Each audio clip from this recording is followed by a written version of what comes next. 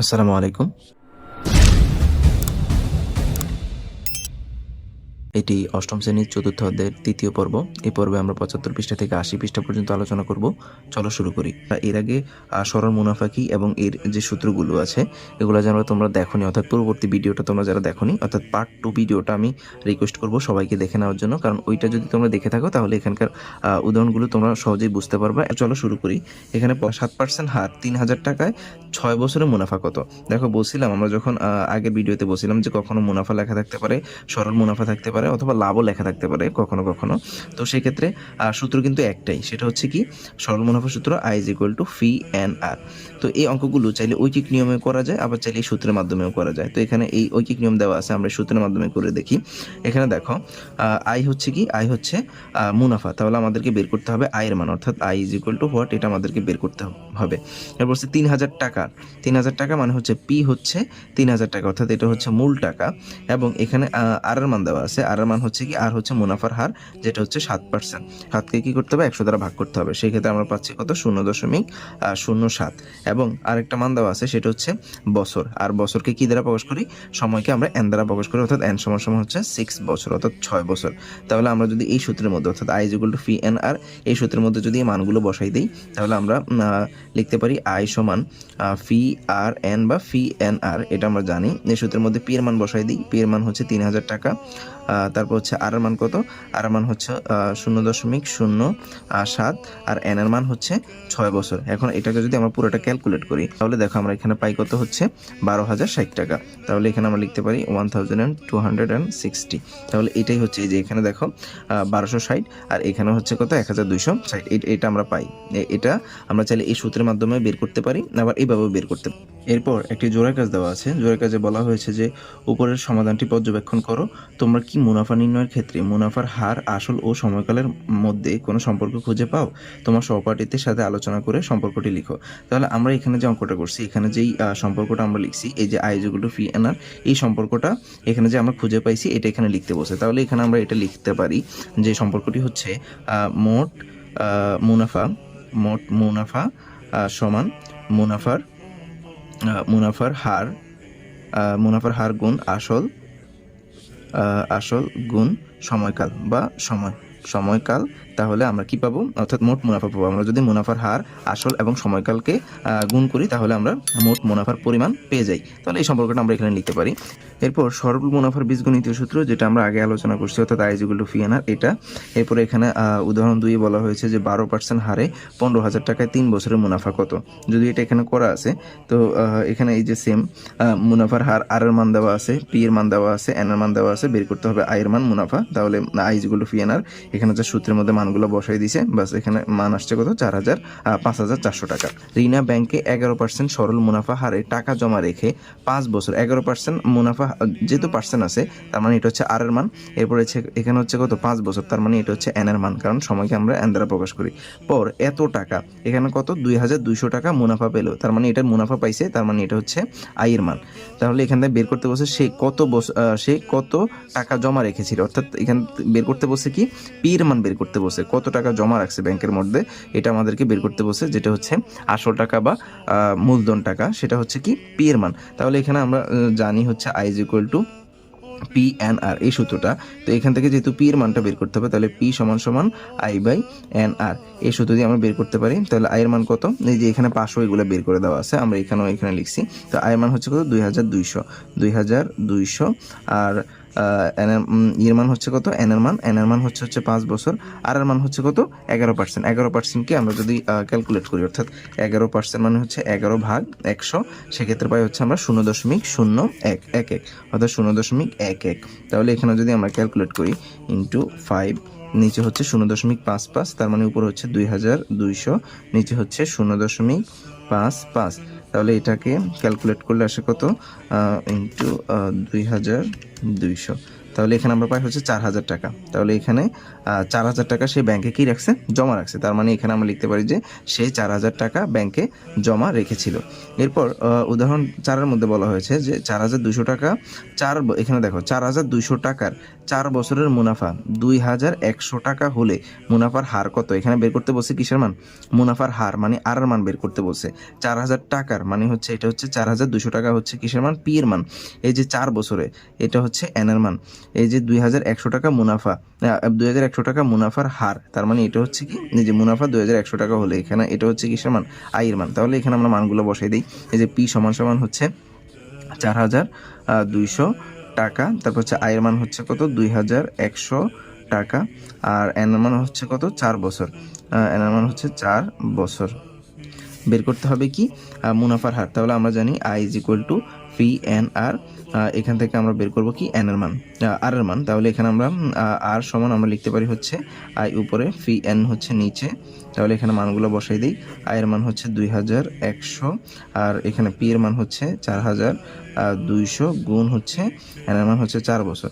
তাহলে এটাকে যদি আমরা গুণ করি, এই শূন্য এই শূন্য এই শূন্য এই শূন্য কাটা, 21 দ্বিগুণ হচ্ছে 42, তার মানে 4 দ্বিগুণে 8, উপরে থাকে 1, নিচে হচ্ছে 8। তাহলে 1কে যদি আমরা 8 দ্বারা ভাগ করি সেক্ষেত্রে আমরা পাই হচ্ছে 0.125 এটা। এখন এটা কি আর এর মান না, এটাকে কি করতে হবে, 100 দ্বারা গুণ করতে হবে, গুণ 100, কারণ এটা শতকরায় থাকে মান, এই মানটা শতকরার মান। তার মানে এটা হইতেছে কত, 12.5%। এটাকে পার্সেন্টে নিতে হবে, অর্থাৎ 100 দ্বারা গুণ করতে হবে।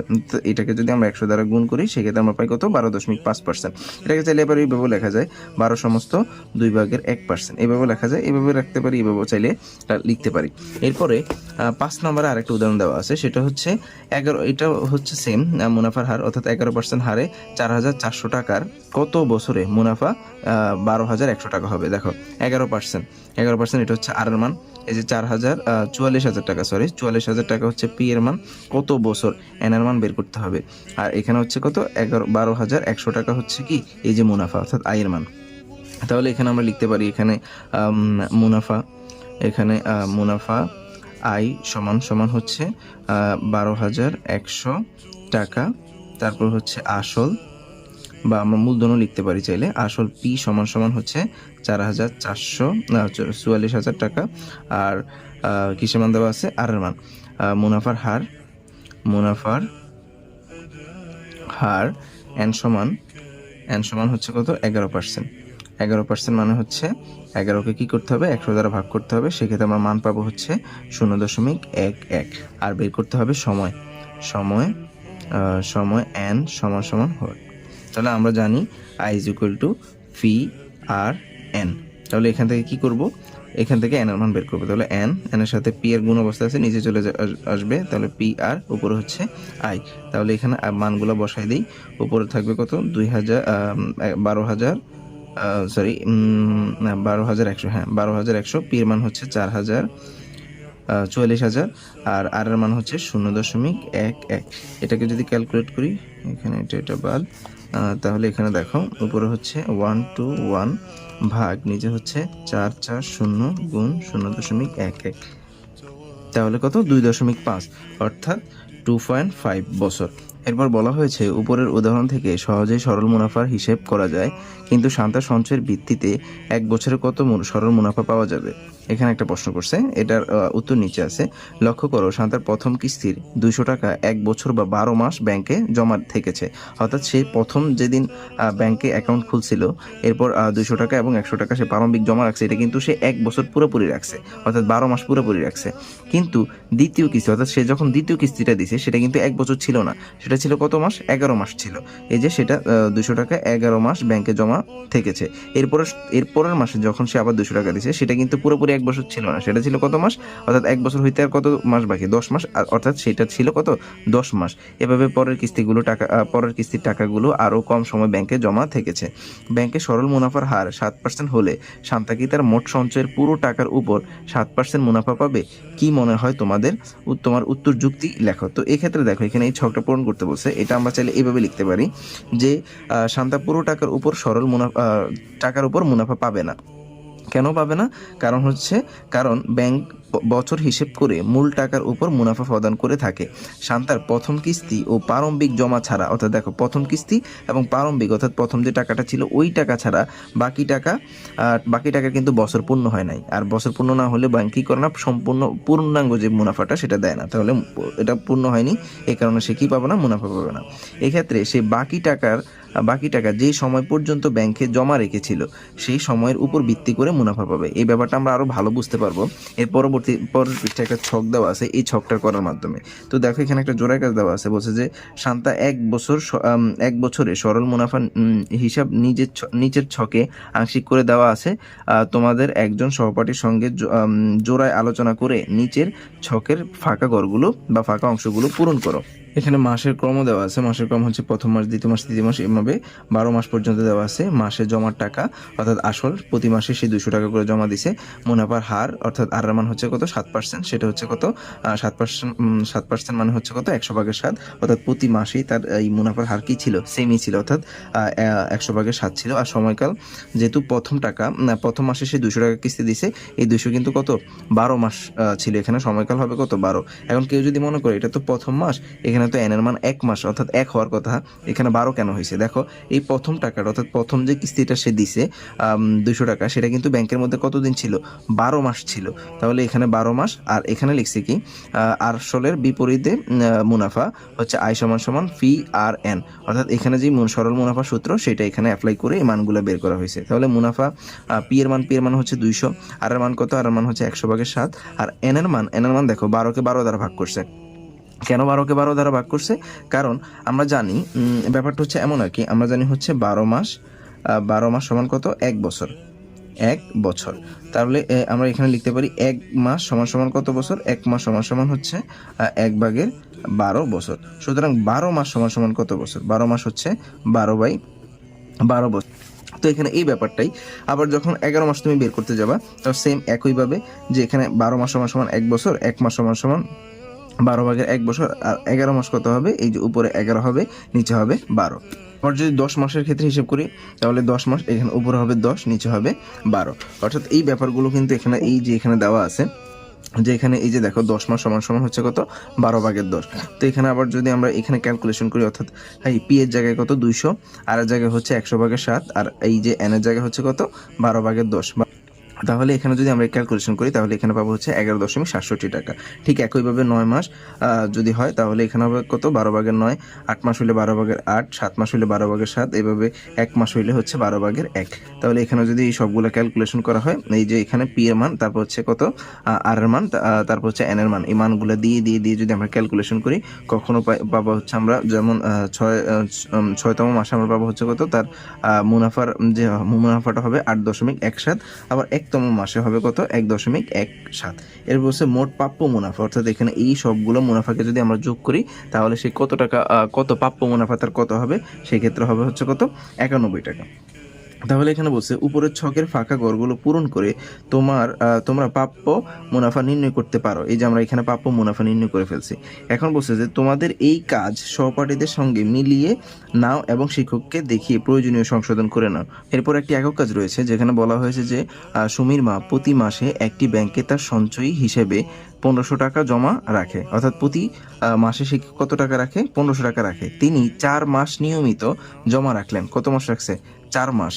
কিন্তু বিশেষ প্রয়োজনে তিনি 5ম মাস শেষ হওয়ার আগেই সকল টাকা তুলে নিলেন। দেখো 5ম মাস কিন্তু যায় নাই, তিনি 4র্থ মাসে কি করছে, টাকা জমা রাখছে। 5ম মাসে টাকা জমা না রেখে সে কি করছে, টাকাগুলো তুলে ফেলছে। সরল মুনাফার হার 10%। ব্যাংক থেকে মোট কত টাকা তিনি পেলেন। তো এটা ঠিক আগে যে আমরা চকটা করছি ওইটার মতোই। তো আমরা যদি এটাকে চক আকারে লিখি, দেখো আমরা এখানে লিখতে পারি যে মাসের ক্রম সেই কয় মাস টাকা রাখছে, 4 মাস। তাহলে প্রথম মাস, দ্বিতীয় মাস, তৃতীয় মাস, চতুর্থ মাস। আর মাসে জমা রাখছে কত টাকা, প্রতি মাসে সে 1500 টাকা করে জমা রাখছে। তাহলে 1500 প্রতি মাসে, এটা কনস্ট্যান্ট, এটা ঠিক আছে। তাহলে সে মোট 4 মাস ব্যাংকে কত টাকা জমা রাখছে, অবশ্যই এই সবগুলো যোগ করলে আমরা কি পাবো, 6000 টাকা পাই। অর্থাৎ সে পুরো মাসে কি করছে, 6000 টাকা ব্যাংকে জমা রাখছে। মুনাফার হার কনস্ট্যান্ট, এটা হচ্ছে কত 10%। 10% মানে হচ্ছে 100/10, 100/10, 100/10, 100/10। সময়কাল, এটা যেহেতু প্রথম 1500 টাকা কতদিন ছিল ব্যাংকের মধ্যে, 4 মাস ছিল। তাহলে এটা হবে 1 বছরের কত 12/4, এটা হবে কত বছর। এরপর এটা এই পরের 1500 টাকা ছিল কত মাস? 3 মাস। এটা হচ্ছে কত? 12 ভাগের 3 বছর। এরপরটা ছিল কত? 2 মাস, অর্থাৎ 12 ভাগের 2 বছর। এরপরটা হচ্ছে 12 ভাগের 1 মাস, 1 বছর। তাহলে এখানে আমরা সময়কাল পেয়ে গেছি। এবার আমরা বের করব কি? আসলের বিপরীত মুনাফা। অর্থাৎ আগে যে ছকটা করছি ঠিক সেটার মতোই এখানে, জাস্ট মানগুলো এখানে আলাদা। I is equal to P R N. তাহলে এখানে আমরা যদি মান বসাই, পি এর মান হচ্ছে কত? 1500 টাকা, আর এর মান হচ্ছে কত? 100 ভাগের 10, এবং এন এর মান হচ্ছে কত? 12 ভাগের 4। তাহলে এখানে যদি আমরা ক্যালকুলেট করি তাহলে এখানে পাই হচ্ছে 50। একইভাবে এখানেও সেম এই মানগুলো বসালাম, ক্যালকুলেট করলে 37.5। এখানেও সেম মানগুলো বসালাম, ক্যালকুলেট করলে 25। এখানেও মানগুলো বসে ক্যালকুলেট করলে হচ্ছে কত? 12.5। তাহলে ওইখানে যেমন আমরা মোট প্রাপ্য মুনাফা বের করছি, এখানে মোট প্রাপ্য মুনাফা হচ্ছে তার কত? 125 টাকা। তো প্রশ্ন করছে যে তিনি ব্যাংক থেকে যখন টাকাগুলো তুলবেন তিনি মোট কত টাকা ব্যাংক থেকে পাবেন। তাহলে তিনি ব্যাংকে জমা রাখছেন কত টাকা? 6000 টাকা। এই যে এই টাকাটা হচ্ছে তার ব্যাংকের জমা, আর তিনি মুনাফা পাবেন হচ্ছে এই টাকা। তাহলে আমরা লিখতে পারি তিনি ব্যাংক থেকে পাবেন 6000 যোগ 125, অর্থাৎ 6125 টাকা। অর্থাৎ তিনি ব্যাংকে যে টাকা রাখছে ওই টাকা সহকারে তো তিনি মুনাফা পাবেন। ওই টাকা তো পাবেনই, সাথে কি পাবেন? মুনাফা পাবেন। তাহলে সম্পূর্ণ টাকাটাকে যোগ করলে আমরা পাচ্ছি কত? 6125 টাকা। অর্থাৎ তিনি ব্যাংক থেকে 6125 টাকা পাবেন। তো আজকে এই পর্যন্তই। পরবর্তী ক্লাসে আমরা চক্রবৃদ্ধি মুনাফা নিয়ে আলোচনা করব। পরবর্তী ক্লাস দেখার আমন্ত্রণ জানিয়ে এখানেই শেষ করছি। আল্লাহ হাফেজ।